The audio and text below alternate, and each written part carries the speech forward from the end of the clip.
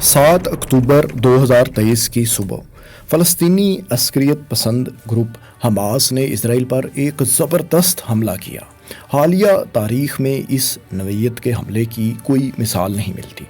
اسرائیل defence forces IDF کے مطابق Hamas نے تقریباً 2200 سے زائد راکٹ اسرائیل پر فائر کیے اور ان کے جنگجوؤں نے سرحد پار جا کر مختلف مقامات پر اسرائیلی فوج سے براہ راست لڑائی بھی لڑی۔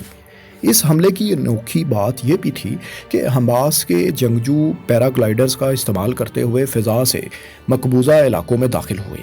ایک اندازے کے مطابق صرف اس ابتدائی حملے میں کم از کم 250 اسرائیلی جاں بحق ہوئے، جبکہ درجنوں اسرائیلیوں کو یرغمال بھی بنا لیا گیا۔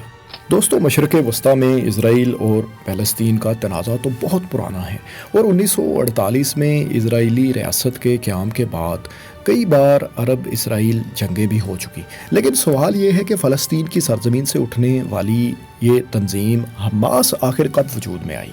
اس تنظیم کا ایجنڈا کیا ہے اور کیا حماس اور اسرائیل کے درمیان پہلے بھی جھڑپیں یا جنگیں ہوتی رہیں یا ایسا پہلی بار ہوا ہے؟ آئیے ہم ان باتوں کا جائزہ لیتے ہیں۔ حماس کی بنیاد غزہ میں ایک امام شیخ احمد یاسین اور ان کے معاون عبدالعزیز الرنتیسی نے 1987 میں اس وقت رکھی جب فلسطینی علاقوں پر اسرائیل کے قبضے کے خلاف بغاوت، جسے عربی میں انتفاضہ کہا جاتا ہے، ابھر رہی تھی۔ ہوا کچھ یوں کہ 8 دسمبر 1987 کو غزہ میں ایک اسرائیلی ڈرائیور کی غفلت کے باعث ٹریفک کے ایک حادثے میں متعدد فلسطینی جان سے گئے۔ اس واقعے نے فلسطین میں غصے کی آگ بھڑکا دی، جس کے بعد پورے فلسطین میں احتجاج شروع ہو گیا۔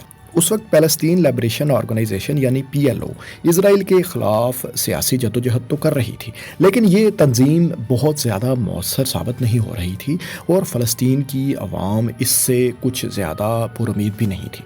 اس موقع پر PLO نے بھی اپنے حامیوں کو اس انتفاضہ میں شامل ہونے کی اپیل کر دی۔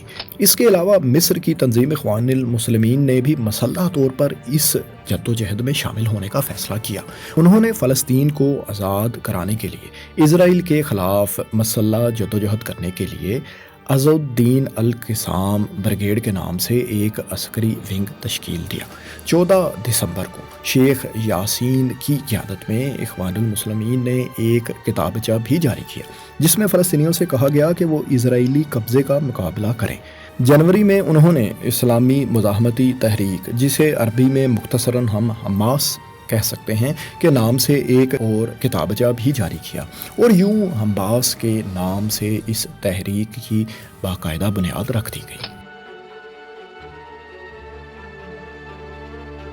19 اگست 1988 کو حماس نے جو چارٹر جاری کیا وہ مکمل طور پر اسرائیل اور یہودی مخالف تھا۔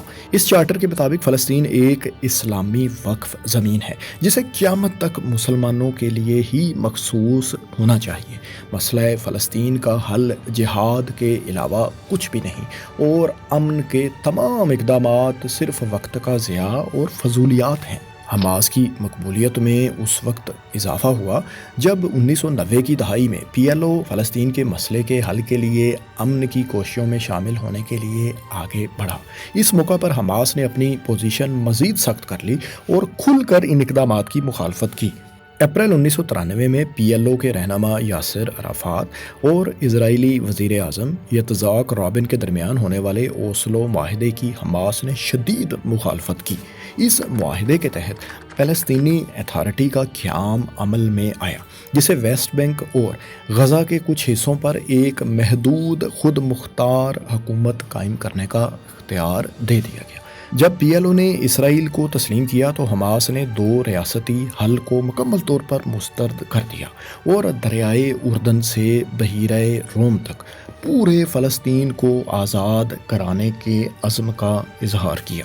اس کے بعد حماس اپنی مختلف شاخوں کے ساتھ ایک تنظیم کے طور پر سامنے آئی۔ اس کا سماجی ونگ اسلامی تعلیم اور خیراتی کاموں میں شامل ہے، پولیٹیکل ونگ سیاسی اور حکومتی معاملات دیکھتا ہے، جبکہ ایک عسکری ونگ فوجی منصوبہ بندی اور ہتھیاروں کے انتظام کے لیے کام کرتا ہے۔ اکتوبر 1994 میں اوسلو معاہدے پر دستخط ہونے کے ایک سال بعد حماس نے اپنا پہلا خودکش حملہ کیا، جس میں تل ابیب میں 22 افراد جان سے گئے۔ 1997 میں امریکہ نے حماس کو غیر ملکی دہشت گرد تنظیم ڈکلیئر کر دیا، جس کے بعد امریکہ کے کئی اتحادی یورپی ممالک بھی اس تنظیم کو دہشت گرد قرار دے چکے ہیں۔ 1990 کی دہائی کے آخر اور 2000 کے اوائل میں حماس نے اسرائیلیوں کو نشانہ بناتے ہوئے کئی حملے کیے۔ سن 2000 میں جب دوسری بار انتفاضہ شروع ہوا تو حماس ہی اس کو لیڈ کر رہی تھی۔ اس کے حامیوں نے اسرائیلی فوجیوں کے ساتھ سڑکوں پر دو بدو لڑائی لڑی اور اسرائیلی فوج نے بھی اس احتجاج کو کچلنے کے لیے طاقت کا وحشیانہ استعمال کیا۔ مارچ 2004 میں اسرائیل نے غزہ شہر پر ہیلی کاپٹر سے فائر کیے، جس کے نتیجے میں شیخ یاسین یعنی حماس کے بانی شہید ہو گئے۔ شیخ یاسین کے جانشین عبدالعزیز الرنتیسی کو بھی اسرائیل کی طرف سے 2004 میں نشانہ بنا دیا گیا۔ اس کے بعد بھی حماس اسرائیلی فوجیوں اور آبادیوں کو نشانہ بناتا رہا۔ اس وقت غزہ کے علاقے میں صرف 9000 یہودی آباد تھے۔ اتنی کم آبادی کی حفاظت کے لیے اسرائیل کو سیکیورٹی کی مد میں بھاری اخراجات برداشت کرنا پڑ رہے تھے اور اس کا کوئی سلوشن بھی سامنے نظر نہیں آ رہا تھا۔ لہٰذا 2005 میں اسرائیل کے اس وقت کے وزیر اعظم ایرل شارون نے یہودی فوجیوں اور سویلین آبادی کو غزہ سے انخلاء کا حکم دے دیا۔ حماس کی مسلح جدوجہد اور اس کے بدلے میں اسرائیل کی جانب سے شہری علاقوں پر کی جانے والی جوابی کارروائیوں نے فلسطینی مسلمانوں کے دل میں آزادی کی جدوجہد اور اسرائیل کے خلاف نفرت میں مزید اضافہ کیا۔ نتیجتاً حماس کی مقبولیت مزید بڑھتی چلی گئی۔ یہی وجہ تھی کہ 2006 میں فلسطین کے زیر کنٹرول علاقوں میں ہونے والے انتخابات میں حماس نے 132 میں سے 74 نشستیں حاصل کی، جبکہ فتح پارٹی جو PLO کی ریڑھ کی ہڈی سمجھی جاتی تھی اس کو محض 45 نشستیں ہی حاصل ہوئیں۔ اس کے بعد حماس نے اپنی حکمت عملی میں پہلی بار کچھ اعتدال پسندی کا مظاہرہ کیا۔ اسرائیل کی تباہی کے مطالبے کو چھوڑ دیا گیا، جس کا ذکر 1988 کے چارٹر میں کیا گیا تھا، اور کہا کہ اس کی پہلی ترجیح فلسطینیوں کے حالات کو بدلنا ہے۔ حماس نے حکومت تو بنا لی، لیکن ان مثبت کوششوں کے باوجود اسے اسرائیل اور بیشتر بین الاقوامی طاقتوں کی مخالفت کا ہی سامنا کرنا پڑتا رہا۔ اسرائیل اور امریکہ کی طرح اب کئی یورپی ممالک بھی حماس کو دہشت گرد قرار دے چکے تھے۔ ویسٹ بینک میں فتح اور حماس کے درمیان کشیدگی بڑھنے پر فلسطینی اتھارٹی کے صدر محمود عباس نے حماس کی حکومت کو تحلیل کرتے ہوئے ہنگامی حالت کا اعلان کر دیا۔ اس کے نتیجے میں فتح اور حماس کے درمیان پرتشدد جھڑپیں ہوئیں اور بالآخر فتح نے حماس کو ویسٹ بینک سے اور حماس نے فتح کو 2007 میں غزہ سے بے دخل کر دیا۔ تب سے غزہ میں حماس ہی کی حکومت ہے۔ حماس کے غزہ پر کنٹرول حاصل کرنے کے بعد اسرائیل نے اس چھوٹی سی پٹی پر مکمل ناکہ بندی کر دی، جس نے اس علاقے کو عملی طور پر تب سے آج تک ایک کھلی دنیا کی سب سے بڑی جیل میں تبدیل کر رکھا ہے، جہاں پہ تقریباً 20 لاکھ فلسطینی رہتے ہیں۔ دسمبر 2008 میں اسرائیل نے غزہ میں فوجی کارروائیوں کا اس وقت آغاز کیا جب حماس کی جانب سے جنوبی اسرائیلی قصبے سٹروٹ پر راکٹ فائر کیے گئے۔ 22 روز تک جاری رہنے والی اس جنگ میں 1000 سے زائد فلسطینی اور 13 اسرائیلیوں کی ہلاکت ہوئی۔ نومبر 2012 میں اسرائیل نے حماس کے فوجی سربراہ احمد جباری کو بھی نشانہ بنایا۔ ایک ہفتے سے زائد جاری رہنے والی ان جھڑپوں میں کم از کم 150 فلسطینی اور 6 اسرائیلی جان سے گئے۔ 2014 کے وسط میں حماس کے ہاتھوں 3 اسرائیلی نوجوانوں کا اغوا اور قتل 7 ہفتوں تک جاری رہنے والی ایک اور جنگ کا باعث بنا۔ اسرائیلیوں کی طرف سے آپریشن پروٹیکٹیو ایج کے نام سے کیے جانے والے آپریشن کے دوران غزہ میں تقریباً 2000 فلسطینی شہید، 11000 سے زائد زخمی اور ہزاروں گھر تباہ ہوئے، جبکہ دوسری طرف اس جنگ میں 73 اسرائیلی بھی ہلاک ہوئے۔ مارچ 2018 میں اسرائیل کے ساتھ غزہ کی سرحد پر ناکہ بندی کے خلاف فلسطینیوں کا احتجاج ایک بار پھر شروع ہوا۔ کئی مہینوں تک جاری رہنے والے احتجاجی مظاہروں میں 170 سے زائد فلسطینی شہید کر دیے گئے، جس کے نتیجے میں حماس اور اسرائیلی افواج کے درمیان لڑائی میں بھی تیزی آئی۔ مئی 2021 میں رمضان کے مہینے میں اسرائیلی پولیس کی مسجد اقصی کے قریب فلسطینی مظاہرین کے ساتھ ایک اور جھڑپ ہوئی۔ یروشلم میں ہفتوں کی کشیدگی کے بعد اسرائیلی اتھارٹیز نے مسجد اقصی جیسے مقدس ترین مقام پر چڑھائی کر دی۔ نتیجتاً حماس نے اسرائیل کی طرف سے ہزاروں راکٹ فائر کیے، جس کا جواب اسرائیل نے سینکڑوں فضائی حملوں کے ذریعے دیا۔ اسرائیل کا کہنا تھا کہ غزہ سے اس پر 4000 کے قریب راکٹ داغے گئے ہیں، جن میں سے زیادہ تر کو میزائل ڈیفنس سسٹم نے روک لیا اور 600 کے قریب ہی زمین پر گرے۔ اس جنگ میں 200 سے زائد فلسطینی جبکہ 12 اسرائیلی جان سے گئے۔ دوستو، اگر ہم مشرق وسطیٰ کے جغرافیائی سیاسی منظرنامے کو دیکھیں تو حماس اس علاقائی اتحاد کا حصہ ہے، جس میں ایران، شام، لبنان میں حزب اللہ گروپ بھی شامل ہیں۔ یہ گروپ مشرق وسطیٰ اور اسرائیل کے حوالے سے امریکی پالیسیز کی مخالفت کرتا ہے۔ ایران کو حماس کا سب سے بڑا حمایتی اور مددگار سمجھا جاتا ہے، جو انہیں فنڈز، ہتھیار اور تربیت بھی مبینہ طور پر فراہم کرتا ہے۔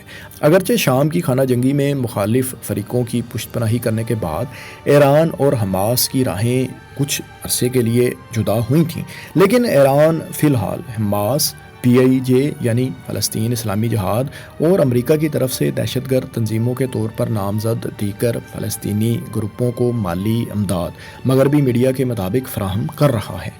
2002 میں ترک صدر رجب طیب اردوغان کے اقتدار میں آنے کے بعد ترکی حماس کا ایک اور حمایتی اور اسرائیلی ناقد بن کر سامنے آیا۔ اگرچہ ترکی کا یہ کہنا تھا کہ وہ حماس کی صرف سیاسی طور پر حمایت کرتا ہے، لیکن اس پر بھی حماس کی مالی معاونت کا الزام مغربی ممالک کی جانب سے لگایا جاتا ہے۔ دوستو، اگرچہ حماس کبھی بھی مسلح مزاحمت کے اپنے حق سے دستبردار تو نہیں ہوا، تاہم وقت کے ساتھ ساتھ اس تنظیم نے اپنے نقطۂ نظر میں تبدیلیاں ضرور کی ہیں۔